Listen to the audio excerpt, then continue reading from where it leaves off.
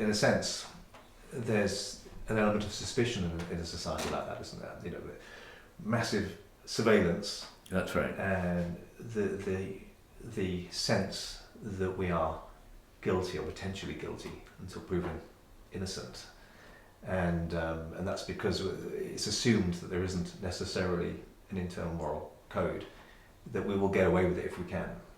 It's a snowballing effect, yes.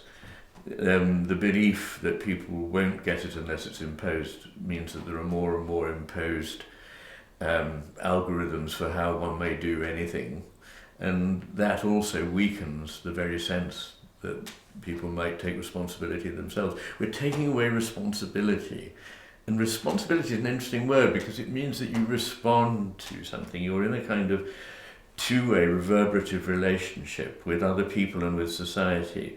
It's not just that there's a blanket imposition of a way of behaving.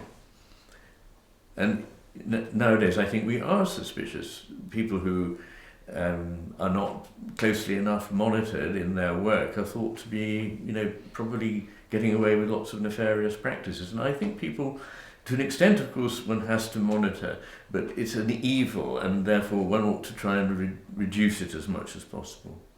Yeah, there should be more honesty boxes and. Yes. And I think people rise to the challenge. I mean, one very small, very, very small instance is that in the past, I have hens, and I had a lot of eggs, and I'd made a lot of marmalade, and I put them out on a table outside that, not visible from the house, but where people walk through to the bay, saying, help yourself, there's the price, there's the money box. And I never found that I was short of money. I was usually a little bit over.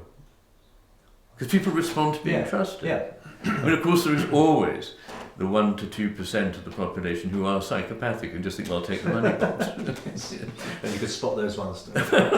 They're quite often hard to spot, as we all know. Well, that's very true. Charming, very plausible. Yeah, convincing. That's right. And it's in, I mean, this reciprocation is quite important, isn't it? We say much obliged, or we used to say that, obligato, the feeling that there's a two-way thing. If you do something for me, then I want to do something for you. Yes. And that kind of sense. But this internal moral compass. Yes. That we don't, it's assumed we don't have so much anymore. Maybe we don't. Is that because of the demise of religion, do you think? It's very hard to say. I think there's multiple factors. I think that the decline of people being committed to a religion undoubtedly will have a weakening effect.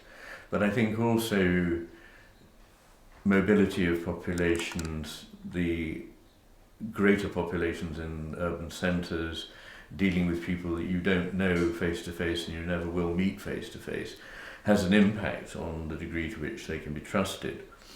And this reflects interestingly on life in the city, by which I mean the financial world and business world. A story I've heard many times from people who've worked in that world, of course I've never done so, is that until the sort of late 80s, there was still a code of behaviour. You trusted people and they would be trustworthy and they would in turn trust you. But that in the late 80s and early 90s, a lot of firms were taken over by American firms in which there was a rather cynical philosophy that people will get away with it if you don't monitor it, and that having trust in people was not a good way to do things. The result of that is, of course, escalating costs of litigation. Lawyers do very well out of this. But in fact, we had a very good system that was working well and cost very little, cost nothing actually, and increased people's sense of worthiness and self-worth, whereas being constantly monitored and treated as guilty until proved innocent has the opposite effect. And one observation made to me by a Jewish friend was that the reason that the valuable metals and valuable stones trade was so much across Europe in the hands of quite Orthodox Jews was that they knew one another and it was very much like a family. And if you ever were found to have done something dishonourable or dishonest, effectively your work would be finished and you would be finished.